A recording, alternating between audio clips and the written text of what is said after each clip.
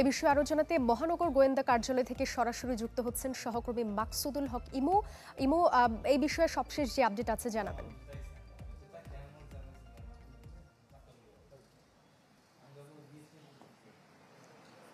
সাদিয়া, আমরা আগের সংবাদে জানাচ্ছিলাম যে অভিনেত্রী নুসরাত ফারিয়াকে ডিবি কার্যালয়ে নিয়ে আসা হয়েছে এবং তিনি কিন্তু এখনো ডিবি কার্যালয়ে অবস্থান করছেন বলে আমরা জানছি।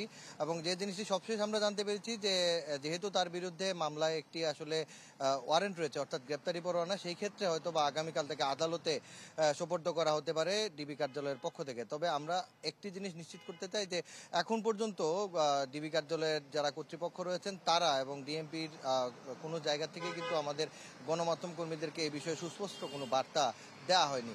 যেহেতু অভিনেত্রী নুসরাত ফারিয়া আজকে সকালবেলায় আসলে বিদেশ যাওয়ার উদ্দেশ্যে এয়ারপোর্টে গিয়েছিলেন থাইল্যান্ডে, এবং সেখান থেকে আমরা দেখতে পেরেছি যে বারবারই কিন্তু সংবাদে আসছিল যে গ্রেপ্তার হয়েছেন বা আটক হয়েছেন, সেটা একটা ধোঁয়াশের মধ্যে ছিল।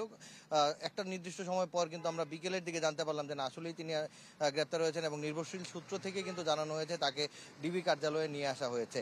যেহেতু তিনি জুলাই আন্দোলনের যে সময়কার ঘটনায় একটি মামলায় তিনি আসামি এবং অভিযুক্ত আসামি হওয়ার কারণেই তাকে আসলে প্রথমে এয়ারপোর্ট কর্তৃপক্ষ যারা ছিলেন তারা ইমিগ্রেশনে তাকে আটকায় এবং প্রশ্ন করে, সেখান থেকে তাকে তুলে দেওয়া হয় আইনশৃঙ্খলা রক্ষাকারী বাহিনীর পরবর্তী যারা তাকে নিয়েছেন, রিসিভ করেছেন তাদের কাছে। এবং আমরা একটি জিনিস আপনাদেরকে একটু জানিয়ে রাখি, অভিনেত্রী নুসরাত ফারিয়াকে যখন ঢাকা আন্তর্জাতিক যে বিমানবন্দর রয়েছে, শাহজালাল আন্তর্জাতিক বিমানবন্দরে, সেখান থেকে গ্রেফতার করার পর ভাটারা থানার মামলাটিকে মূলত আসলে সামনে রাখা হয় এবং সেই মামলায় তিনি কিন্তু 207 নম্বর আসামি হিসাবে সেখানে অভিযুক্ত।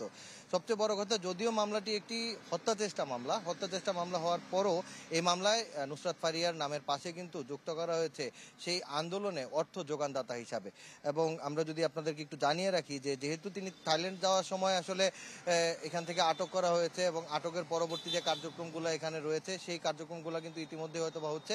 এবং আরেকটি জিনিস, একটি সূত্র বলছে যে বেশ কিছু কারণেই নুসরাত ফারিয়াকে এখনো জিজ্ঞাসাবাদ করা হচ্ছে এবং জিজ্ঞাসাবাদ শেষ হলে পরবর্তী যে প্রক্রিয়া রয়েছে সেটি অনুসরণ করা হবে। তবে আগামীকাল আদালতে সোপর্দ করার যে বিষয়টি সেটি এখন পর্যন্ত আমরা নিশ্চিত হয়েছি।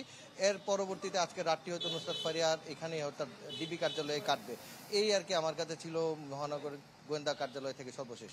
ইমু, ধন্যবাদ আপনাকে। আমাদের সঙ্গে যুক্ত হয়েছিলেন সহকর্মী মাকসুদুল হক ইমু।